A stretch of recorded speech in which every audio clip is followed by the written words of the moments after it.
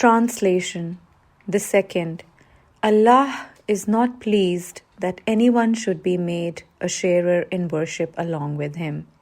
Neither any angel brought near, nor any prophet sent as a messenger, and the proof is the saying of Allah, the Most High.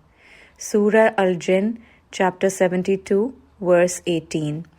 And the places of worship are for Allah alone, so do not invoke anyone along with Allah.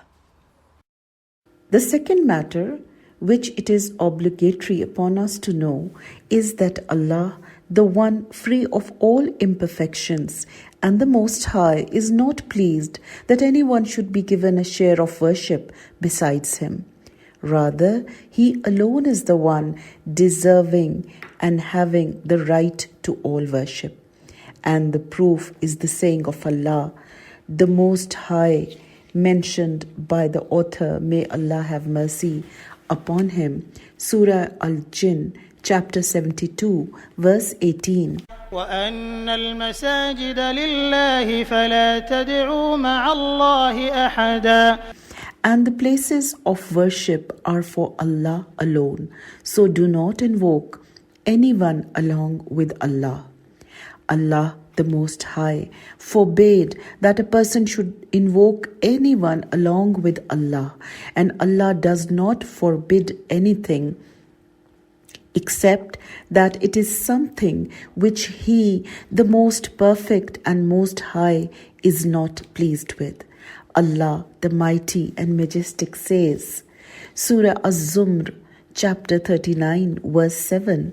إن تكفروا فإن الله غني عنكم ولا يرضى لعباده الكفر وإن تشكروا يرضه لكم. If you disbelieve, then Allah is not in any need of you, and He is not pleased with disbelief for His slaves. And if you are thankful, believing in Allah and being obedient to Him, then He is pleased with that for you. Then Surah At-Tawbah, chapter 9, verse 96. فإن ترضوا عنهم فإن الله لا يرضى عن القوم الفاسقين. But if you are pleased with them, then still Allah is not pleased with those who rebel against obedience to Allah and His Messenger. Allah is not pleased with unbelief, that is kufr, and direction of worship to any besides Him, that is shirk.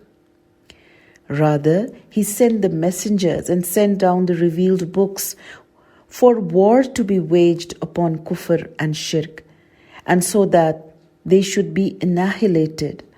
Allah the Most High says, Surah Anfal, chapter 8, verse 39. وقاتلوهم حتى لا تكون فتنة ويكون الدين كله لله. So fight them until there remains no worship of anything besides Allah, and obedience and worship are purely for Allah.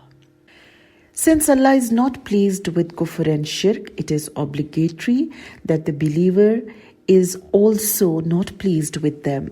This is because the believer's loving and hating must conform to what Allah loves and hates, so that He is angry with that which angers Allah, and He is pleased with that which pleases Allah, the Mighty and Majestic.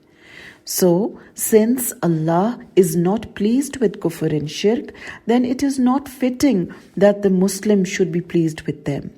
Then shirk is something very serious and dangerous, as Allah, the Almighty and Majestic, says, Surah An-Nisa, chapter 4, verse 48. إن الله لا يغفر أن يشرك به ويغفر ما دون ذلك لمن يشاء. Indeed, Allah does not forgive associating anything in worship with Him, but He forgives whatever is lesser than shirk to whomever He pleases. Then it says in Surah Al-Maidah, chapter 5, verse 72, إنه من يشرك بالله فقد حرم الله عليه الجنة ومأواه النار وما للظالمين من أنصار. Indeed, whoever associates anything in worship with Allah, then Allah has forbidden paradise for him, and his abode will be the fire. And for the wrongdoers who worship other besides Allah, there is none to aid and save them on the day of resurrection. The Prophet ﷺ said, "Whomever meets Allah not worshipping anything along with him will enter paradise, and whoever meets him having worshipped others along with him will enter the fire." This is reported by Muslim, hadith number 168.